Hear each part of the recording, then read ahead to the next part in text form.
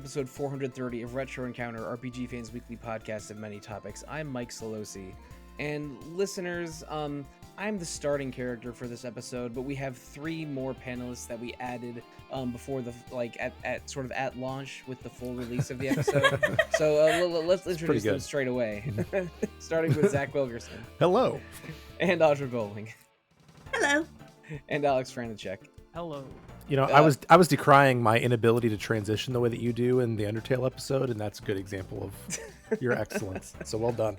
Oh boy. Well, thank you, Zach, but also thank you for being here, because we have a topic today that I don't think is controversial now.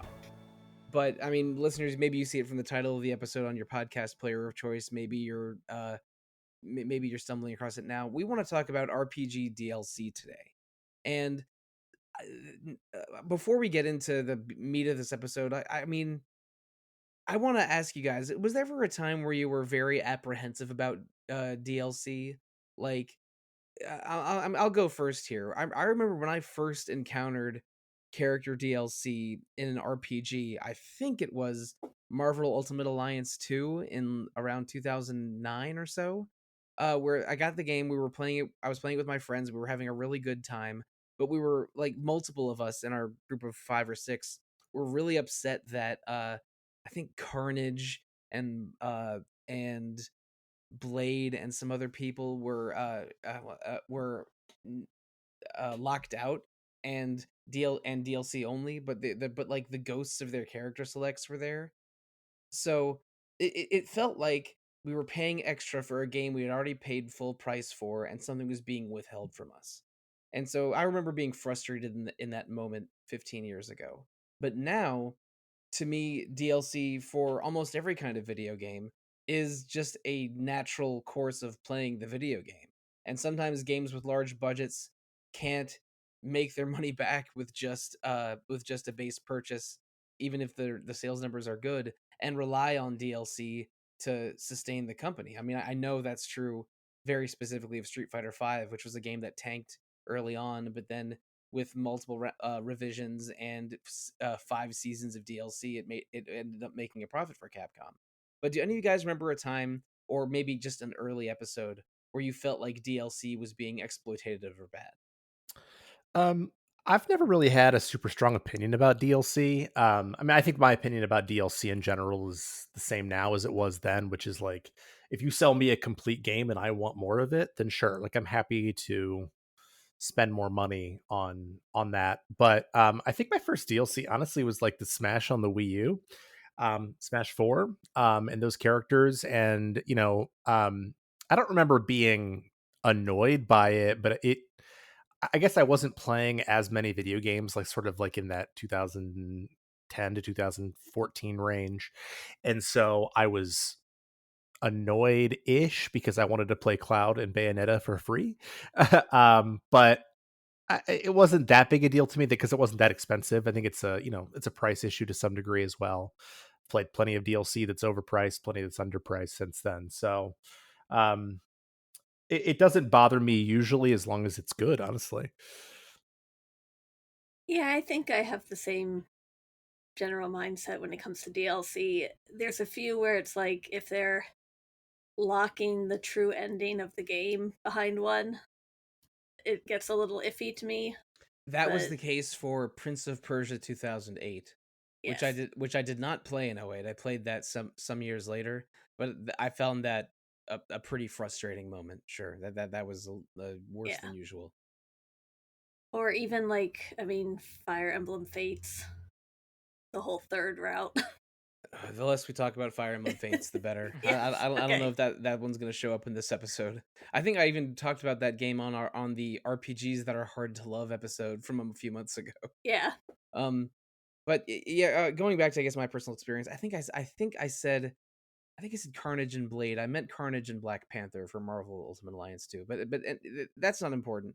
But over the years, with things like the DLCs for Dragon Age and the and me like paying for multiple rounds of DLC for Street Fighter 4, I got more and more comfortable with DLC, and now I think of it as just a regular part of RPGs. And in episodes just from the last year or so of Retro Encounter, um, Alex, you were on some Dark Souls episodes with me very recently, Mhm. and we talked about how the Artorias DLC with I think 4 more bosses and 2 or 3 new zones is one of the best parts of the game.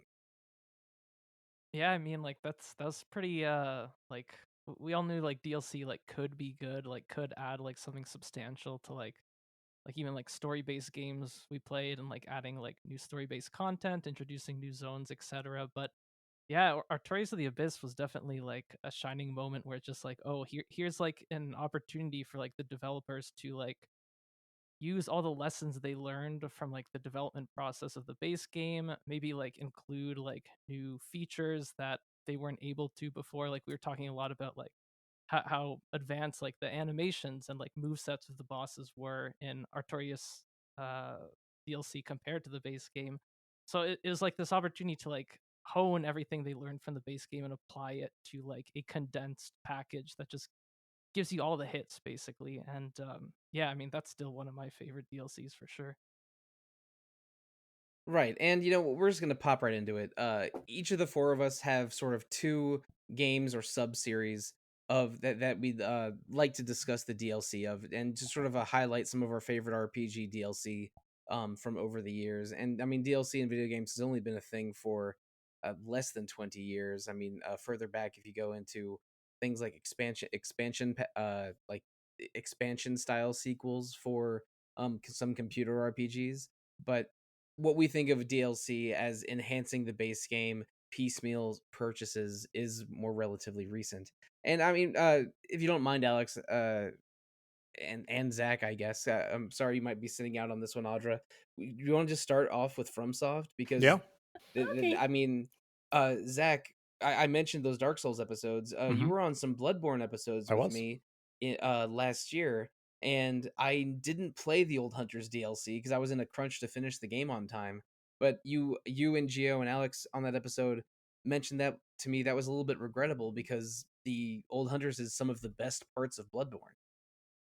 No, I think Old Hunters is the best part of Bloodborne. Period, and I also think it's probably my favorite of the DLCs from FromSoft, which is saying something because I think that all of them are strong. Because I think that you guys touched on a lot of it already when you were talking about the Artorias DLC with Dark Souls, but almost every time what it does is it sort of expands the lore, extends the lore, usually places you in a situation where you're finding out about like sort of the past of some of these situations in ways that are oftentimes surprising and interesting. Usually the best boss fights are also stuck behind the DLC. I think about even Dark Souls 2, which I am not a huge fan of, but like I think that both of the best boss fights are in that DLC. In Dark Souls 3, I think both of them are. In Bloodborne, I think like the 4 best boss fights of the game are in that DLC. And so I think that you're right. Like they learn really well like what works and sort of how far they can push players and how far they can press players within the systems of it, but also adding meaningfully to the lore, adding meaningfully to different spaces to explore. I mean, even getting very recent. I mean, Shadow of the Erd Tree is like the best reviewed DLC of all time. It's so large, it's almost like not even DLC; it's an expansion. I Um, I all, I have not played that DLC. yeah, I haven't played Elden Ring at all, but I yeah. have just seen chatter about I think maybe several boss fights, but specifically Mesmer and Bale being like 2 of the best FromSoft boss fights ever. Right. And I think that they are correct. Those 2 fights are excellent. I do think, I'll be honest, I think that Elden Ring in general overtunes the difficulty a little bit sometimes if you're playing a certain way. And the very final boss of the DLC, I think, is actually just too hard. My wife has been pushing her head against it for like 7 hours now, and she just doesn't want to do it anymore. So I think outside of that, like I think that all of them are fair. I think they're all super fun, and they really set the standard for what DLC can and should be in a lot of ways. Nice. And again, I don't have nearly as much FromSoft experience as you or Alex, Zach, but just to hit on the Artorias of the Abyss DLC again, that's the only From Souls DLC I've really experienced. and it, it's a separate episode of the game. You literally pop through a portal, and then it unlocks a new, completely separate zone. Um, and then it's a chain of 4 boss fights with some light lore surrounding it, and again 2 or 3 new areas. But it it felt like the best parts of the game, like just the pace and the energy of the 4 boss fights in it. One of them is even optional to that storyline, but has this really fun side quest around it where you sort of help this giant get its mojo back, and there's a great cutscene where it shoots a dragon out of the sky. That is, I think, just a really excellent moment in Dark Souls. Basically playing that and remembering the events of the podcast from last fall make me want to replay Bloodborne again. When I was looking Good up choice. when I was looking up audio to do for our quiz show episode last time, I ended up watching some videos of the Ludwig boss fight, and I'm like, this isn't even one of the best like 2. That's crazy. And when you said like the DLC had the 4 best boss fights, at first I was thinking that's kind of rude to Gehrman, but then that also got me thinking I gotta play that damn DLC. So I think Gehrman's the would be 5th. So all right, yeah, all Gehrman's right, excellent. okay. He just misses being put on Bloodborne Mount Rushmore, but plus his weapon looks cool. So anyway, I'm not sure whether my next From Souls game is going to be Elden Ring or a replay of Bloodborne or Dark Souls 3 maybe, but yeah, I'm gonna try and challenge the DLC head on now that I've finished Artorias of the Abyss and can confirm it's one of the best parts of the game. Yeah, if there was one critique I could possibly leverage against like From Souls DLC, it's that they're usually so good and so well paced and so epic that you go and like finish the game and it just like feels easy and a little anticlimactic because you just played such a That's very gauntlet true. of Yeah. amazing content and then you're just like over leveled and you finish the game. You're like, oh yeah, I guess that's the end of the game. I think Yeah, that might be part of my feelings about Gehrman is like I did Gehrman after I did all of the Old Hunters DLC, and I was like, well, that was a fight that I did in one turn. I did not do that in Old yeah, Hunters. no, the boss fight against Gwyn for me was lasted like 15 seconds. After Manus, he's a joke. Yeah, no doubt. It's like no comparison between those two fights. But I will just give like a special shout out to Dark Souls 2 DLC because even though that game is like fairly critiqued as like one of the worst in the series, if not the worst, like they really came hard with that DLC, giving like 3 like basically just extended like levels, like single places that just like reach into like these unexpected like bounds and like places and just really develop like a single place and like the logic of like a single level in Yeah. fascinating ways. So yeah, No, huge shout out to those 3. it's easily the best part of Dark Souls 2, Oh, it's by far. except for the boss run to Alone, which is in a gauntlet of horrible boss runs. That is the one that I remember the most. But yeah, I mean, I think that, I agree that I think that in some ways, like the DLCs are so strong that they actually make the base game look a little bit weaker. But the base games in and of themselves, like I finally got the experience to play like Elden Ring, before the DLC came out, like, and it felt like a complete experience without Shadow of the Erdtree. And I think that's true of all the rest of them. And I think that when we talk about quality DLC, it adds, and it doesn't, it's not necessary for those games to exist and to be excellent. Like, I know Sekiro is not in our coverage, but like it doesn't really have DLC and it doesn't feel like it needs it, even though I think that if it had some, it would be cool. Oh, So I yeah, really wish it did. yeah, Again, you guys are making me that much closer to playing another Dark Souls game and just losing 3 weeks of my life again. That's what we're here But for. yeah, but going back to games that I sort of wish had DLC but don't. There's a lot of sort of the RPGs of like the mid 2000s when DLC was in its infancy. I think really could have used some. I mean, Audra, you and I were on podcasts for Star Wars Knights of the Old Republic, um, Yes. a few years ago, and that game was sort of before BioWare's really good run of DLC. But we know that game had a sequel made by Obsidian, and and there's also a different BioWare game with a different sequel from Obsidian. Alex, I want you to talk about a game that I've never played before because I mean I didn't even know that there was DLC for Neverwinter Nights 2.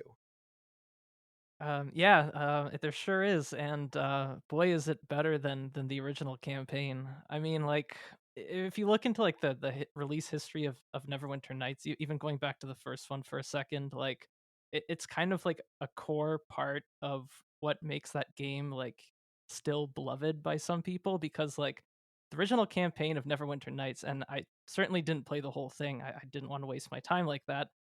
It's like a super bland and conventional like fantasy RPG that has takes no issue with just wasting your time on fetch quests and like twists that just have you going after other MacGuffins and things like that. And in a way, it was like made to prove like the efficacy of like their tool set, the Aurora tool set, which was like meant for fans to toy around with and do their own sort of RPG development work. And it was huge for that. There's tons of fan based content for this game. And Neverwinter Nights 1, after that original campaign, had like a couple of DLC follow ups, like Shadows of the Undrentide, Hordes of the Underdark, Darkness over Daggerford, which were all just like basically showing something more interesting out of what could have been done with that base game. So it's like an opportunity for like the devs and like other sort of development teams to try to like outshine that original campaign almost. So that's a pretty interesting just history. But then you go into Neverwinter Nights 2, which is developed by Obsidian rather than BioWare, and its original campaign plays like a sort of expansion module from that base game, except like just a little bit tuned up in terms of like mechanics and the engine it was running on. And in a lot of ways, that original campaign feels like an attempt to make like a new Baldur's Gate. Like it feels like it wanted to be like a sort of successor to like Baldur's Gate 2, but really like played it pretty safe with like conventional fantasy companions that like seemed more like archetypes rather than like super fleshed out characters, even though there was like some fun dialogue. And just the first half of the game was slow, but I gave it a shot because I heard that this expansion, which takes place immediately after the events of the base game, was amazing. That expansion is Mask of the Betrayer. It's basically like a standalone expansion along the lines of even going back to like Baldur's Gate 2 and the Throne of Baal expansion. It's sort of like that level is like not really a sequel, but sort of like a half sequel that picks up from where the main game left off. But it drops you into like a whole new zone. And this new sort of area and the way it like characterizes it is really what makes Mask of the Betrayer like a really standout experience. Just in terms of like any RPG, I'd say, where it takes place in like kind of this spirit realm where like the planes of like the material world and the spirit world overlap more closely than like other parts of like the Dungeons and Dragons universe. And you get to like go into like this plane of shadows, which is like a desaturated version of like the real world. It's like amazingly written, like with like this really like kind of like poetic cryptic tone. There's like mystical music. It just like achieves like a level of atmosphere that feels unique and that feels like so opposite to what made the base game like boring. And has like kind of like more creative like puzzle like sections and things like that. And it comes with like this central gimmick where you're basically this being called the Spirit Eater as you sort of wake up in the expansion, which is like a central system to the game where you have to like manage your hunger for like the spirits of that other plane. By like you have to like feed yourself on spirits. And you can like try to play like a good character where you like consume them, um but like try to like find like ethical opportunities to consume them, because if you don't consume at all, you just like get a game over. Or you can like fully lean into the hunger, and it just like made like for a really unique like role playing experience that I'd say like if anybody like enjoyed like other Obsidian or Obsidian adjacent like games like Knights of the Old Republic 2 or Fallout New Vegas or Planescape Torment, like Mask of the Betrayer is like almost that level in terms of like writing and like intrigue. But I do have to like give a little bit of a caveat because this is a Dungeons and Dragons game. It is edition 3.5 with like start stop combat. It's not super easy to get into. And you start off as a level 18 character, which is already like the amount of like moves you will have going into this expansion is kind of bonkers. You're already like approaching godlike power. If you have like a mage character, even like your mage companions will have like tons of spells. So if anybody is sort of interested in this expansion, I do recommend it. Just skip the base game, look at build recommendations, and just play on easy because it's definitely a cool experience, but kind of a hard one to get into. Really, really It's worth all. it though. It's also an Obsidian game from the 2000s, so it needs at least 2 fan patches to work properly on a modern machine. Oh, you bet. Yeah, the original release was not that great apparently. Big surprise. But also, you did address something that I find interesting about the models of DLC. Like, again, there have been DLC expansions to PC games going back at least probably around 30 years at least. And I mean, I'm just thinking of like Tides of Darkness from Warcraft 2 going into Beyond the Dark Portal. But there's this DLC that you're describing, Mask of the Betrayer, creates sort of a new zone where the story continues, or it's like a high level module for the original game Mhm. in a way. But other DLCs will incorporate something into the base game that's intended to be played either alongside the base game with a character available early on, or as optional content or missions within the base game. So there's kind of like sequel DLC, I mean also could be true of something like Trespasser in Dragon Age 3. But then versus interior DLC, which is something like like the Deep Road sections of Dragon Age 3. And I'm only using that as an example because I'm literally playing that game right now and was last playing it about 45 minutes ago. But and you know what? Moving on from sort of something with roots in Silver Age BioWare into sort of Golden Age BioWare. I mean, maybe it's because I've been playing so much Dragon Age recently, but I do have Mass Effect and Dragon Age on the brain.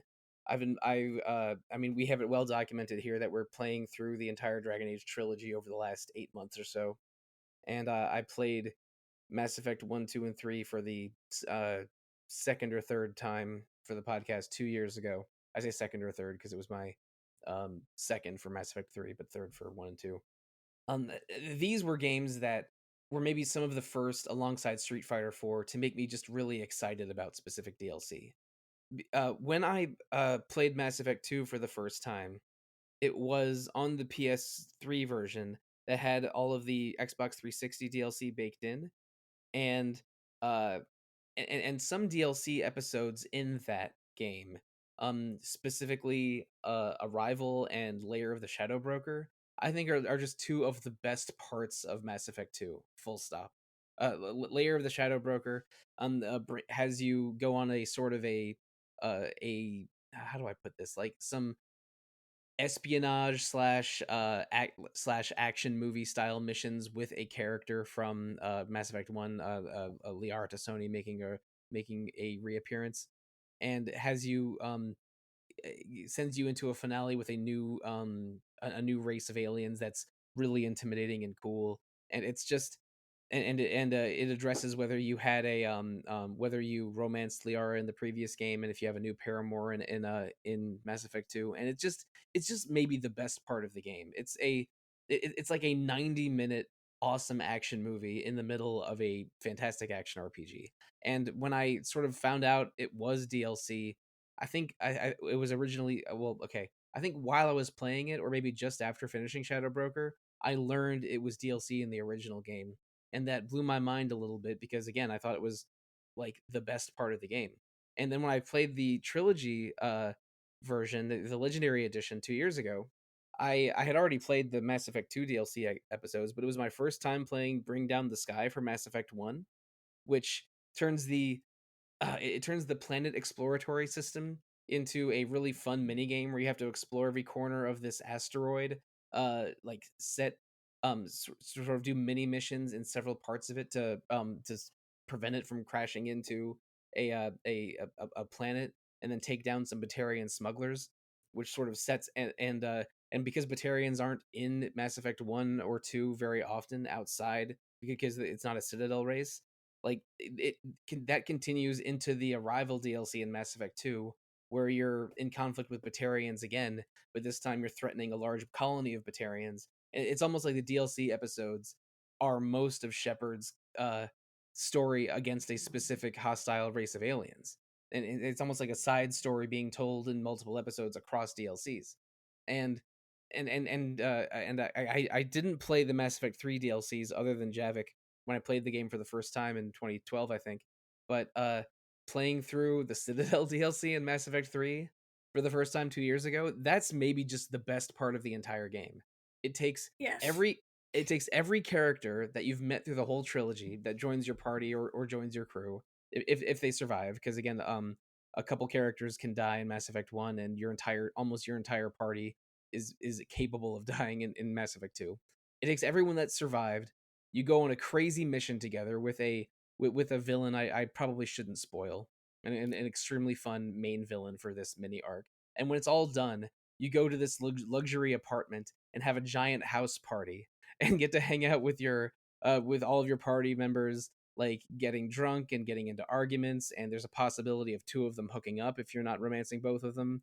You get a message from a fallen party member that is really really funny and touching, and it's like it's almost like a reward for going on the journey with these 12 to 15 characters or however many there are by the end, and just seeing them at their best and funniest. And damn, I love that DLC. I really really want to replay the trilogy again, and I already did it 2 years ago.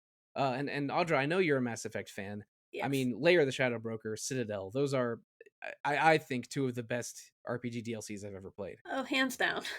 They are definitely some of the best DLC I think I've played, Is there a especially moment Citadel. Oh yeah, is there a moment from Citadel you like? Because I mean, for me, it's probably Tally recalibrating her entire spacesuit so she can maybe try eating cheese. I think it's when they're storming the ship and she's like afraid that they got rid of all the pets, Shepard. So she's like, "Should I check on the fish? If they're getting rid of the hamster?" I think that was funny, and the part with the toothbrush, where the one girl's toothbrush saves the day. Oh right, with your ensign's toothbrush, like right, because they're about to take over the Normandy, but the toothbrush lets you break in safely. Hmm. Oh man. It had some hilarious moments in it.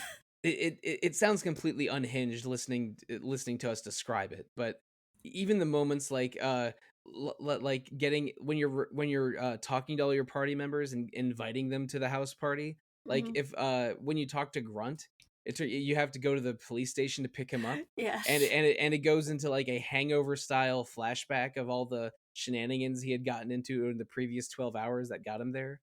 It's Yeah, that was great. it's a really really intense action sequence for a while, but then it ends up being just the goofiest comedy moment of the entire Mass Effect trilogy, and it's just priceless. Hmm. Alex or Zach, I'm not sure if either of you are Mass Effect guys. Are you 1% more interested in that Legendary Edition now?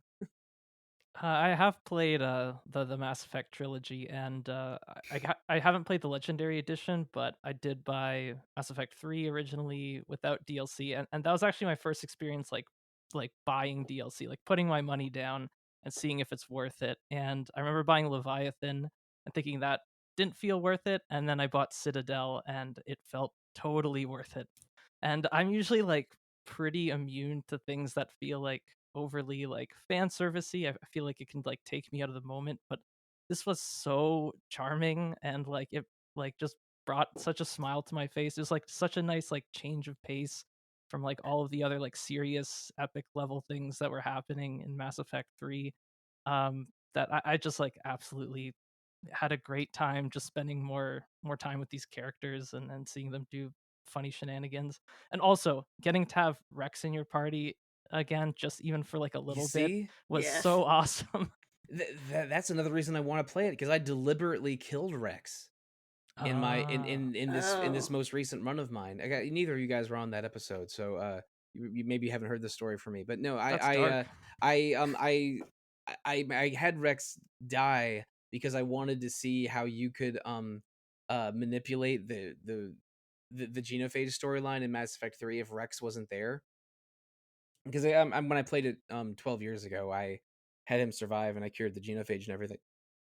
But I didn't have Rex for Citadel. I also had Ashley instead of Caden, but I mean that's whatever. And I kind of want to play it just to like see Rex again. And also the Citadel DLC gives you a single player version of the Mass Effect 3 multiplayer, at least in Legendary Edition, where you can use any of your party members in a fire team to beat challenges, which is nice because I mean they didn't preserve the old Mass Effect 3 multiplayer, which was fun but kind of busted. And they give you another way to enjoy it in the Citadel DLC, so that was appreciated too. But Audra, we haven't heard much from you yet. Is there a specific RPG DLC that got you a little bit more excited to play a specific game? Um, Probably if I had to say, it would be the most recent Fire Emblem games, Three Houses and Engage. Which is surprising because Engage isn't probably, from a story stance, the best Fire Emblem game Oh, comparatively. Engage is a mess. It's like Yeah. it's like a, oh, I don't know, some Saturday morning cartoon writers had a real edgelordy phase. Yes. I think the character designs and dialogue in Fire Emblem Engage is probably below par for the series, but the Mhm. maps and action are probably above par for the series. So it's Yeah. I had a lot of fun with Engage, but I haven't played any of the DLC. I know that I know that one of the DLC characters is Hector, which is my favorite lord in Fire Emblem history. So I'm tempted to try it. What are those xenologues like? I know they're called The Felsenilog is basically your character, Alir, gets sent to an alternate world where a lot of bad stuff happened, and basically you meet up with some survivors who are actually like good versions of the main bad guys from the oh Engage storyline. of the Four Hounds maybe. Hmm. Got it. And basically you journey with them and try to fix their world, but and then they carry over into the main game of Engage once you finish it. And they have like different maps and different like things that you can actually do in the combat. It's just a very different, it's an interesting, more strategy oriented kind of um maps and stuff. And I really enjoyed the gameplay, and the characters ended up being some of the highlights of that game for me, which is saying something because I don't Yeah, remember most of the other characters. I can remember some of them by like vague descriptions. Like, oh yeah, Mhm. there's the two prince brothers from the country where everyone's named after a gemstone. Yeah. Like, but I know Diamant is one of them. But the yeah, not great character work in the base version of Fire Emblem Engage. And listeners, or perhaps also Zach and Alex, we use the word xenologue in Fire Emblem. Side chapters that happen at the same time as the core story are called paralogs, and a side chapter where you travel somewhere else or travel dimensions is often called a xenologue. So Yes. in DLC for Fire Emblem games, at least in my memory, going back to Awakening, in that would have been what, like 2013 or something. A lot of the DLC just gives you extra paralogs and xenologues that you can access at specific points in the story. And I mean, going back to Awakening, I remember the DLC for that was kind of weak. Like they would give you like dozens of characters from past Fire Emblem games, but they didn't even have like very unique portraits. They were just maybe slightly stronger versions of specific classes.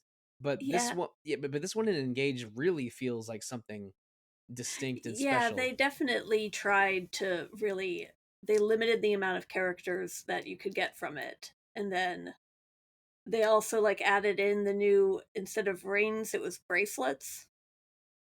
and that gave you some new characters from the like past games to help you to combine with your characters to strengthen party members. And Hector's one of those. Yes. Right. I knew that like Hector from FE7 and Soren from 9 were two of them on the list. I remember seeing the DLC pass with who was available, but I didn't actually play the DLC. But I have played Engage and thought that was pretty engaging. but one Fire Emblem game I have not played is Three Houses. And but I know a little bit about it. So Audra, the Cindered Shadows DLC for this, it adds like an entire new faction. Yes, it does the Ashen Wolves, which are it's only about 4 characters, but they're quite I thought they were well written and I really liked them, especially Yuri, arguably the main character from it. Yeah, if Fire Emblem Engage has like below average writing for Fire Emblem and above average maps, Three Houses might be the reverse with like above average character work and some even boring or recycled maps.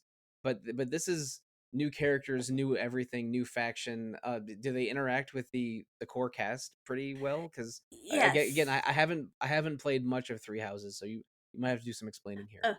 It's kind of like a side story to the main game, where you go into the Cindered Shadows part and you can play through that storyline, which is kind of separate but connected because it's a different faction, but it's like a different faction and it's more about Byleth's mother, I believe, which was an interesting plot point.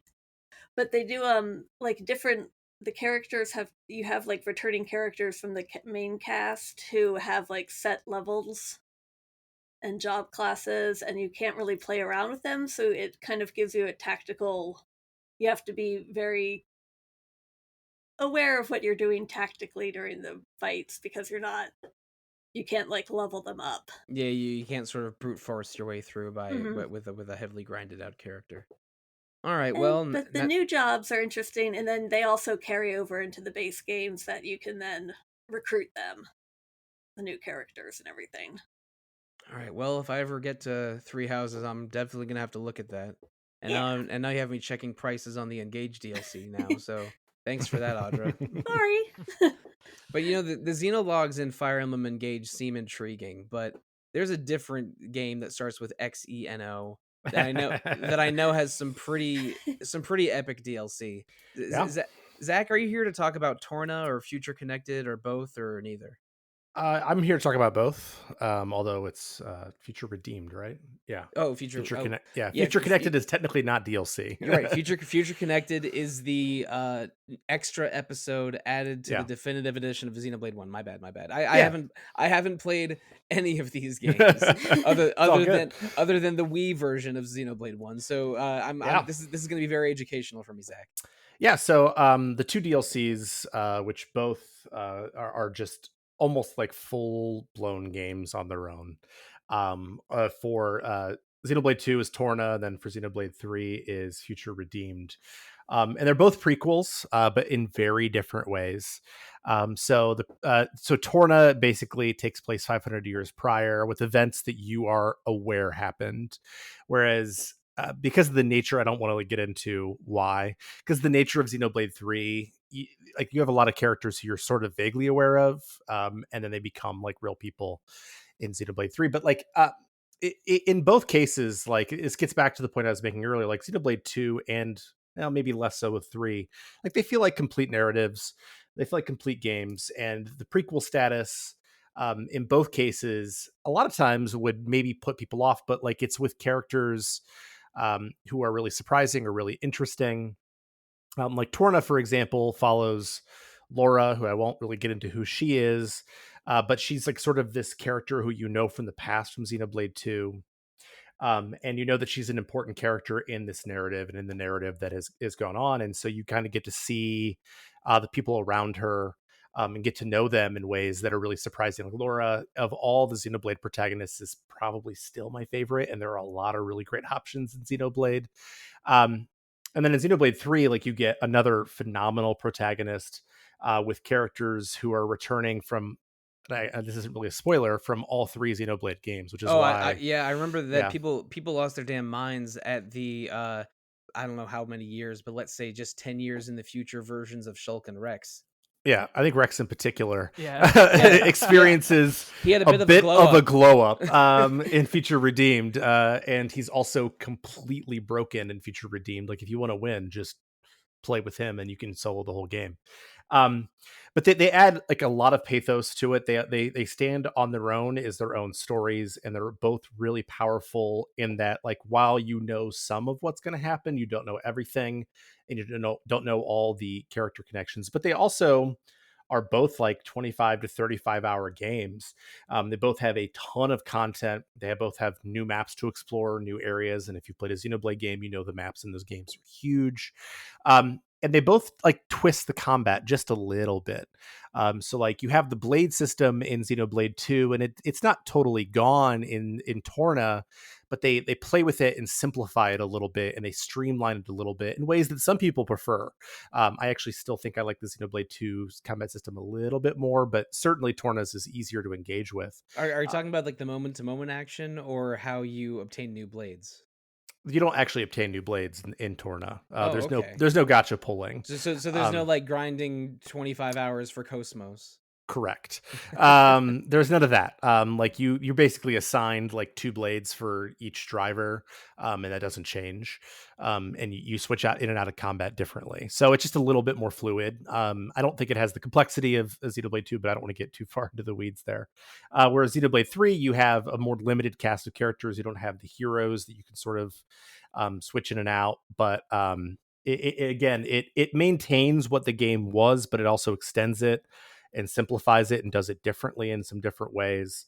It does some excellent character work. Future Redeemed in particular basically brings the whole Xenoblade series to a close, insofar as what we've seen so far. And even in some ways, like the Xeno series, there are references back to Xenosaga that are really interesting. It's really hard for me to talk about either of them without spoiling them, and I don't want to do that because I know you haven't played them yet, Sollosi. They're But on the list. but The list is insane, but they are on it. I think what's interesting about Torna in particular is that like Xenoblade 2 has a lot of detractors, but a lot of lovers. I think everybody loves Torna. And I think pretty much the same thing is true with Future Redeemed, although Xenoblade 3 is probably better received in general. So I don't think either of them are quite as good as their base games, unlike the FromSoft DLC, but they're both worthy, and do their own thing, but also clearly are expansions on the base game in really important ways.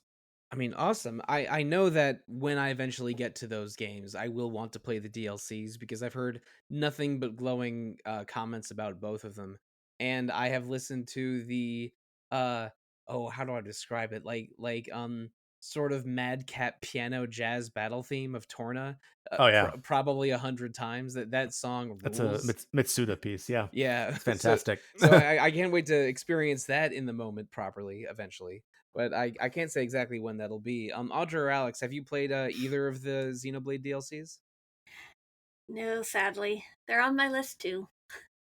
Yeah, sadly, I haven't played like the base game of Chronicles 2 or 3. I played the first one, and I have the third one, and it's been like on my list for a really long time, basically since I read Zach's review. A question for you actually though, Zach. Yeah.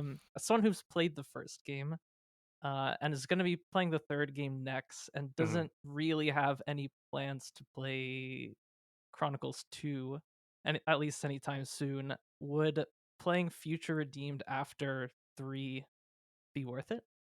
Yeah, I mean, I will say that it definitely is going to lose something. Yeah.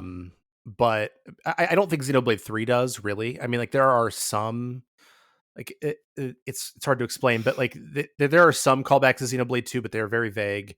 And while I think you lose something in the base game and not playing 2, it's not a big deal. But in Future Redeemed, I think that not knowing who Rex is, not sort of understanding that world certainly would hurt that. But you know Shulk, who's also there. That's not a spoiler, because he's in the trailer. And it feels more of a sequel to Xenoblade 1 than 2, but Okay. only by a little bit.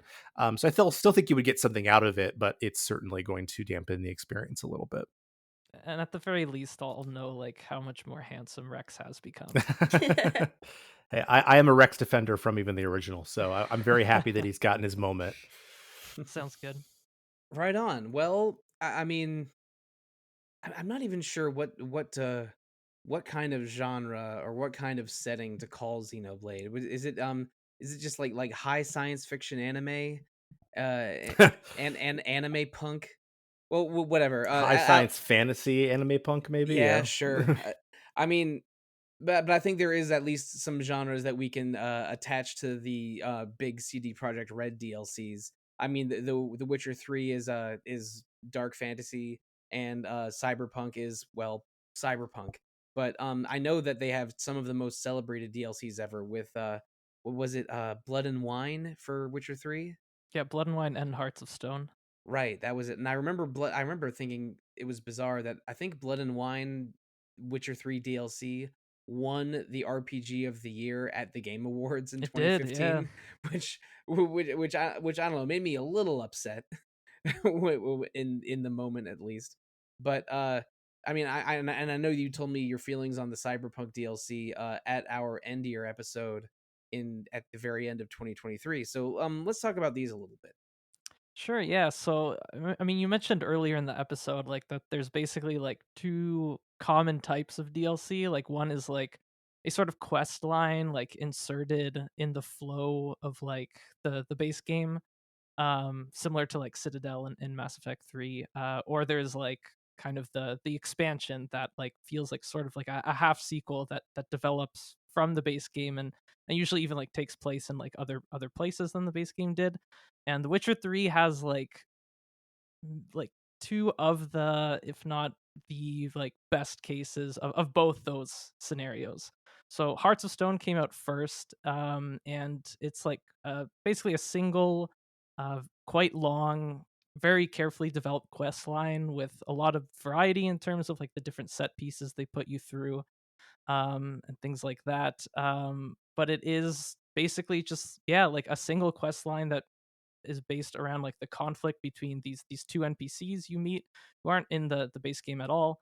And one of them is Gontaro Dim, who's this sort of like mysterious figure who helps Geralt out of a pickle at like the very beginning, but then like demands like a repayment by collecting a debt from this other guy, the guy who actually like put you on that mission that screwed you over.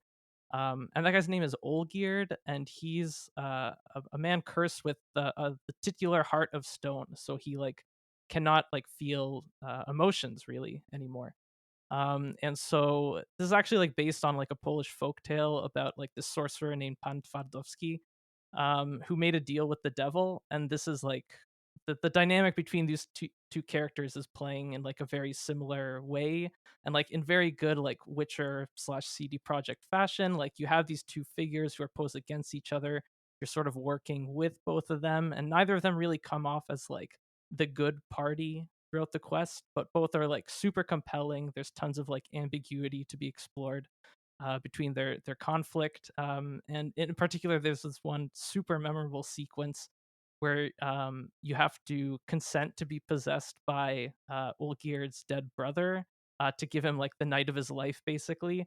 And as Geralt, you're basically like role playing at this wedding, while being like possessed by like another ghost. It's like a super unique like narrative sequence that really made an impact. But the whole thing is like pretty well paced. Actually, like comes up to like about like 10 hours, so it's like a good hefty bit of content.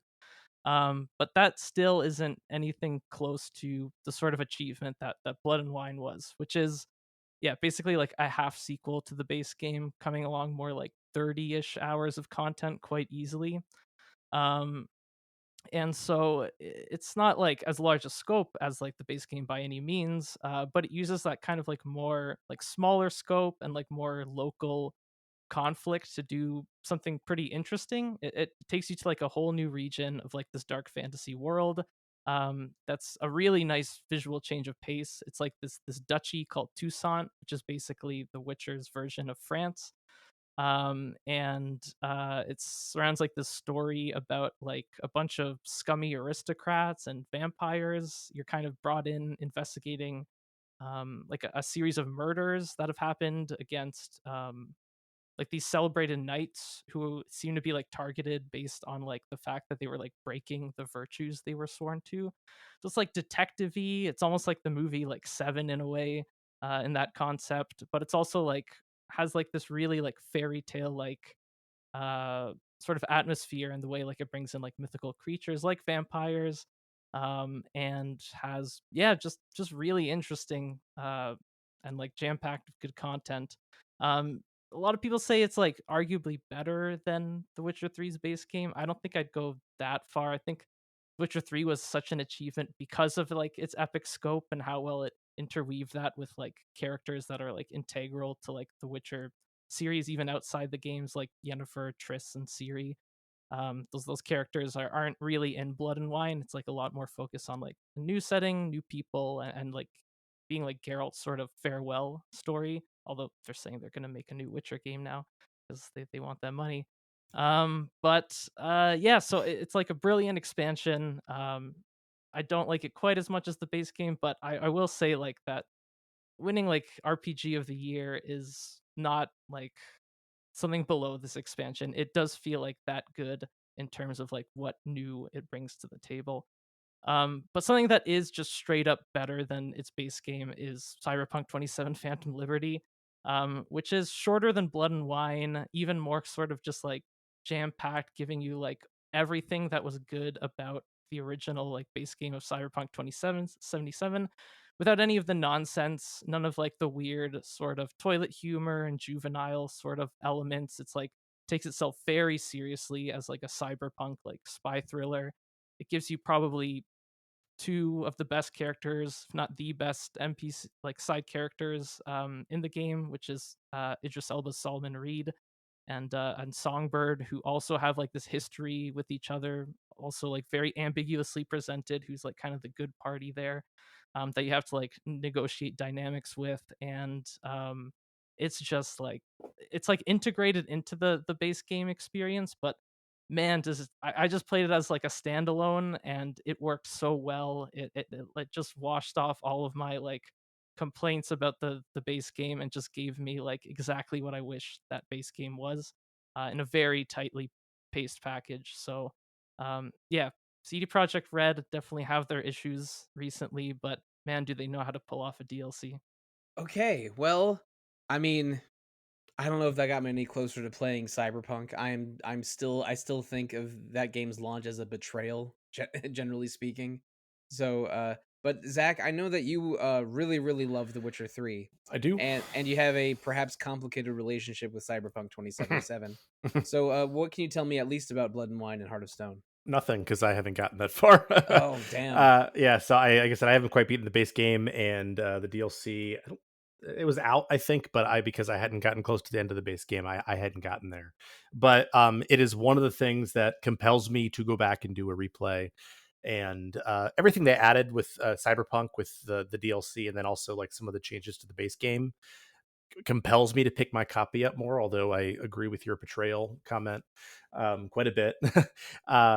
But it's been long enough that I'm curious, but it's just, all these games just feel like investments, and sometimes I'm not down for that kind of investment. And Audra, I think I already know the answer to this, but have you played Witcher 3 or Cyberpunk 2077? Sadly, I have not yet. They are on my list. Well, you are busy otherwise playing 30 games a year for RPG fan reviews, so I think it's understandable on your part. But I haven't played The Witcher 3, so my probably my second favorite Geralt of Rivia game is naturally Soul Calibur 6, where he's not DLC, he is somehow part of the base game, and you get well-known Soul Calibur characters such as 2B from Nier Automata as DLC. Uh, but my favorite Geralt of Rivia game is perhaps obviously Monster Hunter World for the PS4. There is remarkably some Witcher 3 DLC in that game where you can get armor that looks like Geralt and fight a oh god, I even forget the name of that hunt, but a giant monster from The Witcher that I just hated fighting in that game. But I want to use this opportunity to talk about Monster Hunter's run of DLC recently. because it's almost how I want every company to do DLC. I feel. Uh, I mean, the older Monster Hunter games did have DLC. They typically there would be small fixes and downloads you could get that were maybe just skins or weapons, and then uh at least in the 3DS Monster Hunter games you could get quests via DLC. But they really uh went ham on it with Monster Hunter World and Monster Hunter Rise. In both of those games, after the game launched, you would get free DLC every couple of months.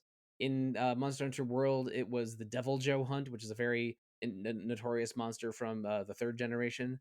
And after Iceborne launched, the first free DLC was Rajang, my favorite monster in series history. This a mixture of like a Minotaur, King Kong, and Goku from Dragon Ball Z is the best way to describe a Rajang, I feel. But they for both of those they would have periodic free DLC that was meaningful, had story connections, had gave you equipment, gave you maybe not a new environment, but like new monsters to hunt, and again, like Monster Hunter is nothing but a series of hunts, so adding a new monster is very meaningful. Uh, and and and it would get people playing the game again every few months when a new DLC monster came out. And then for both World and Rise, they launched a major DLC expansion a little over a year after the base game came out. It's Iceborne for World and Sunbreak for Rise. And both of those mega expansions were pretty expensive. I think they were $40, but they added a whole new second half of the story, multiple large environments, dozens of new monsters, and sort of create the format or the structure of the end game for each of those respective games. I mean, it goes into um oh shoot, I can't remember what all of them are called, but I know that it's they added like the Fatalis hunts, the Safi'jiiva hunts, the what's the final version of that thing called? The Elatrion hunt and the Ruiner Nergigante hunt in Monster Hunter World, which are basically the end game challenges that everyone prepares for. And Monster Hunter Rise, they added the augment system for armor that has you hunting souped up versions of old monsters for armor upgrades, and they added a whole bunch of new monsters, sort of culminating in a new version of Malzeno and some classic monsters like Amatsu and Velkhana for that sort of formed part of the end game of Monster Hunter Rise. When I think of Monster Hunter games, which again steal about 300 hours of my life every 3 years or so, um, it's a game that I'll play very intensely and then follow very intensely for about a year and a half afterwards, because Capcom has made such a compelling run of DLC that's a mixture of free and paid. And there is some other paid DLC, like you can get, I think, Sungwon Cho as a voice for your companions in Monster Hunter Rise if you pay for a voice pack. And there's a lot of cosmetic DLC in all of those games. But they make they have several free updates between releases, and then a giant DLC expansion a year to 18 months after the base release. And I would be shocked if they deviate that much from that when Wilds comes out next year, but I will be down for every moment of it because I was so compelled by the entire news cycle of DLC for Monster Hunter World and Monster Hunter Rise. Even though I didn't stick around with World long enough to do the end game hunts in Iceborne. I mean, I mentioned Velkhana and Rajang a little while ago. I haven't actually hunted those monsters in World. I hunted them in both in Rise, which I played a little bit more than World. But yeah, I Capcom figured out how to make Michael Sollosi pay for a lot of DLC between Monster Hunter and Street Fighter, and here I am for it. I already bought the entire Street Fighter 6 character pass, and only a quarter of it's out. Whew, but Audra, I know you play a little bit of Street Fighter, and but Aleks, I think you do have played a bit of Monster Hunter in the past. At least off air, you mentioned trying out Monster Hunter Rise somewhat recently. I mean, do you find the DLC model there as compelling as I do? Oh yeah. I've played like quite a bit of Monster Hunter in the past. World I'd say is still probably my favorite of the bunch. Particularly the base game, I'd say. I thought it was like so well tuned in terms of like difficulty and progression and just like having like a great like sort of game feel. I honestly felt like a little disappointed with Iceborne, and by no means because of like the setting or because of like the new monsters or anything like that. It was because they introduced a key new mechanic that was essential to fighting like these top level monsters, and that was the clutch claw, which basically took away a little bit from just like the core fighting of the series and just like made you like kind of latch onto monsters and just like hit like a certain part to like kind of weaken it up so that your regular attacks can be more effective. And I thought that was Yeah, an interesting idea, but like not super well executed. I think the Clutch Claw was a design iteration between World and Rise, because after Yeah. you get the Clutch Claw, sort of every hunt afterwards becomes, when can I get them into a state where I can clutch onto them? Where can I break this part and then get back into my regular combo? Like too many fights become sort of Clutch Claw fiascos in Iceborne. It's part of why I fell off Iceborne a little bit. But Same. then Yeah. if that is what gave us the wire bugs in Rise, where you can Spider-Man around the map and sometimes interact with monsters with your wire bug silk shots and sometimes use them more like a grappling hook, then I'm fine with it, because just the traversal and movement in Rise is my favorite Monster Hunter locomotion by far. But yeah, I really think that series does DLC beautifully. Yeah, I still have to like I mean I was talking to you about it earlier. Like I played like Rise, like I crushed Rise like a month or two ago. And then I just recently got Sunbreak finally. So I haven't played it yet, but I'm super excited, especially since I thought Rise was a little too easy, but apparently Sunbreak really tunes the difficulty like where you want it. Yeah, Rise is kind of too easy because the hitboxes aren't broken anymore. So you like you won't see like a Plesioth do a hip check and then you'll get hit in the next room. And that's not happening anymore. But also they make you just a little bit too fast and strong in that game. Like in Monster Hunter World, the monsters are always bigger and faster than you are. But Mhm. in Rise, they give you so many movement tools and so many super moves that it's a little bit easier to be faster and stronger than the monsters themselves. Which, I mean, I think that the designs and the action in Rise makes it my favorite Monster Hunter game, even though it is a little bit easy.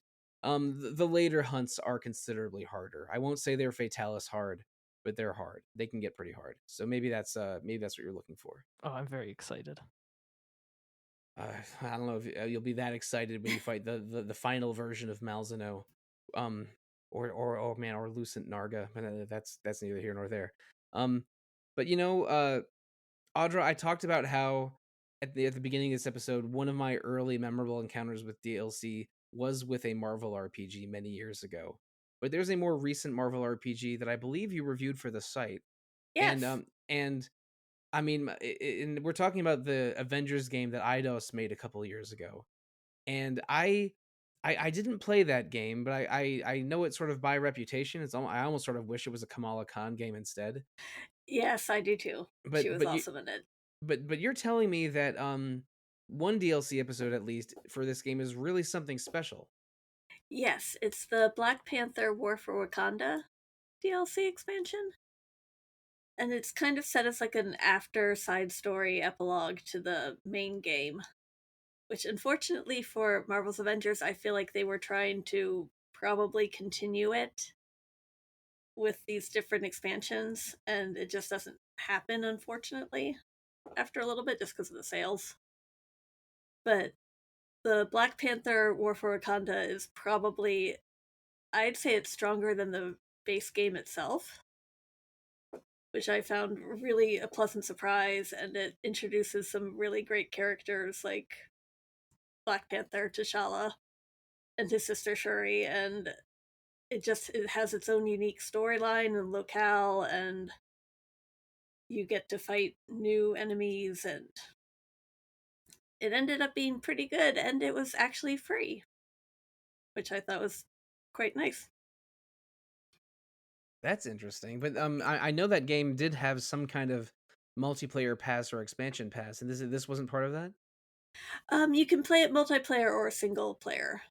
And but it was a story epilogue. I mean, does it bring in the characters from the base game into Wakanda, or is it just you controlling Black Panther and others in Wakanda? It actually brings them in. You start by playing as Black Panther, and then they bring in the other Avengers. And so you can choose whoever you'd like for your teams and who you want to play as. The only way I beat the final boss in it was using Miss Marvel, just because I was much better at controlling her overall. Oh, I know what that's like. Like, Yeah. playing Xenoblade for the first time, I'll have my fun, controlling, uh, controlling every character and messing around. But I kind of need for big boss fights. I kind of need to have Shulk in the point Yeah. position so I can use Yeah, so I can that's stop true. time and manipulate stuff how I want. But yeah, I'm not sure I'm going to get into Marvel's Avengers. That game had a bit of a problematic launch, but I'm kind of really excited with what Marvel is doing in video games right now because I adore the Insomniac Spider-Man games. Yeah.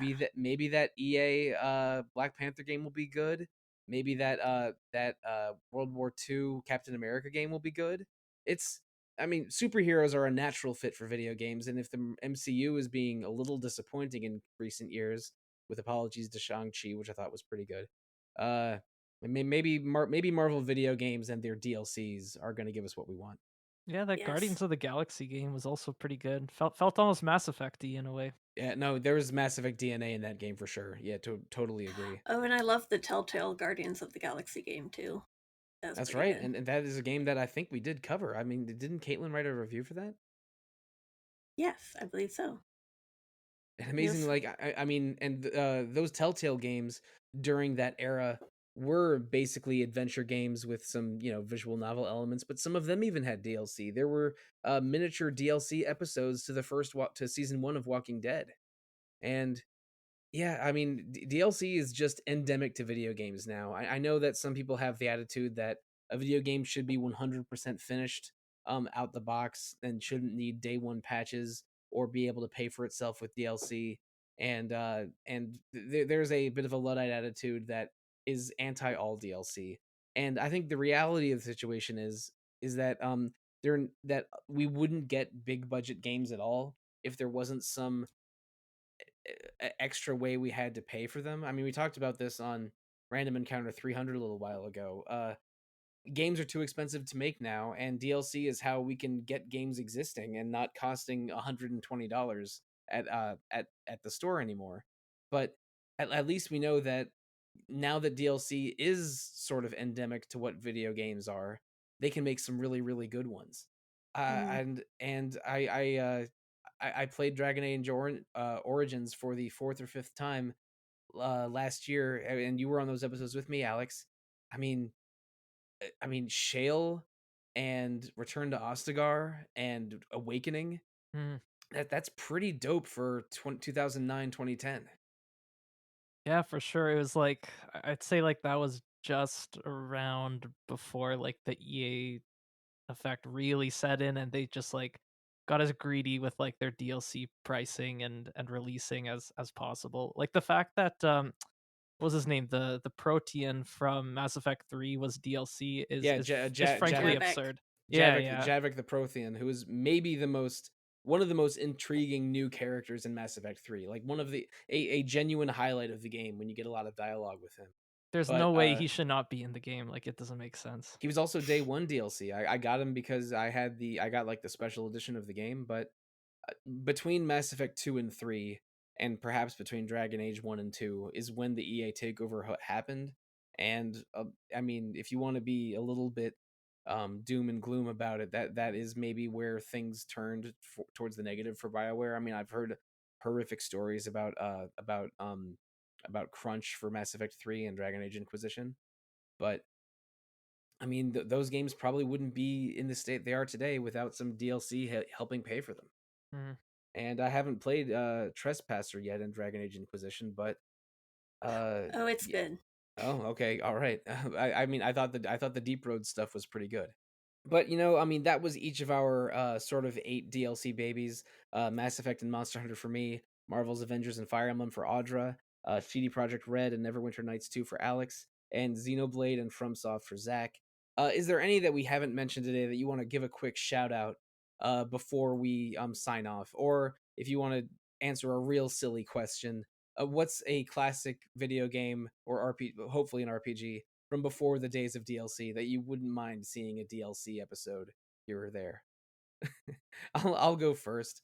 I love Final Fantasy VI. It's one of my favorite games ever, but it really could have used a balance patch so that the evade and magic evade stats worked properly. And then I mean, that's the GBA version, right? no, I know they fixed it for the Pixel remaster, but the GBA version also gives you a bunch of new weapons, but then the new mechanics don't work for the new weapons. Like Mog's new best spear doesn't have the double damage from jump. I don't know. I have issues with the GBA versions of those games, but yeah, maybe they could have had some DLC better than the GBA version. So, is there a modern DLC that we haven't mentioned today that you think is particularly good? I mean, I'll reiterate my point that I don't like DLC that feels like cash grabby or that feels like it was just taken out of what was already a final product in order to be sold as DLC. But I know that's sort of what happened with Final Fantasy 15's episode Boys, basically, where at one point of the base game, like every one of the boys has like a moment where they're like, oh, I need to step away from the party and do this thing. It's just like, oh, what's this thing? It's like left kind of vague.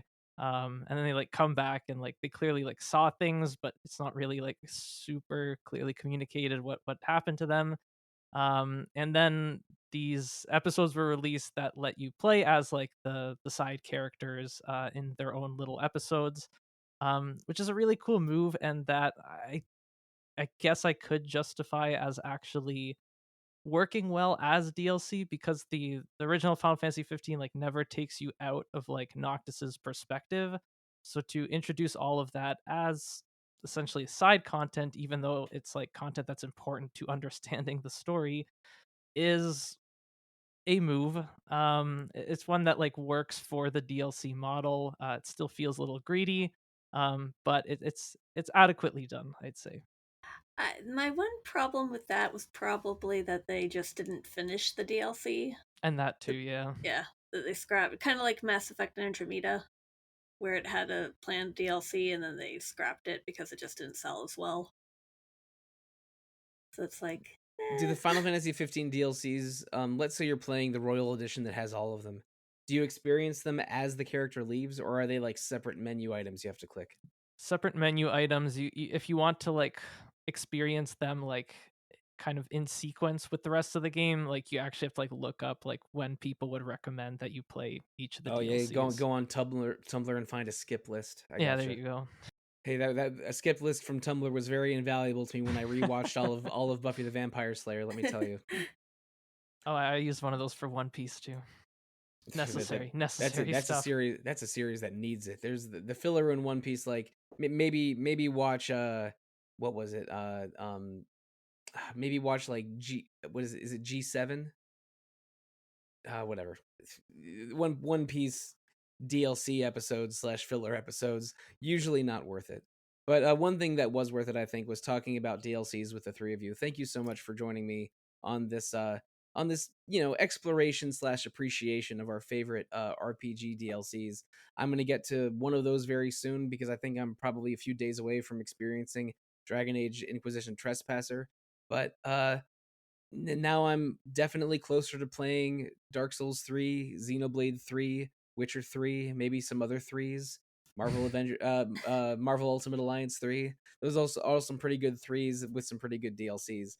But also, listeners, thank you for joining us on this journey. If you want to continue your journey with Retro Encounter, we have 2 episodes on the aforementioned Dragon Age Inquisition coming up next to fill out the rest of August, and we haven't fully fleshed out September yet, but we have picked at least 3 of the episodes. We're going to do 3 episodes about a couple sort of short but sweet I wouldn't say they're RPGs, narrative or adventure games from the sometimes recent past, sometimes distant past. We're doing an episode on Firewatch, an episode on The Case of the Golden Idol, and an episode on Day of the Tentacle, all coming in September. But if you want to email us about RPG DLC or Dragon Age Inquisition or Day of the Tentacle or the Elder Scrolls for Oblivion Horse Armor, you can email retro@rpgfan.com or follow RPG Fan on Facebook, Instagram, Threads, Twitter, Twitch, YouTube, always called either RPG Fan or RPG Fancom.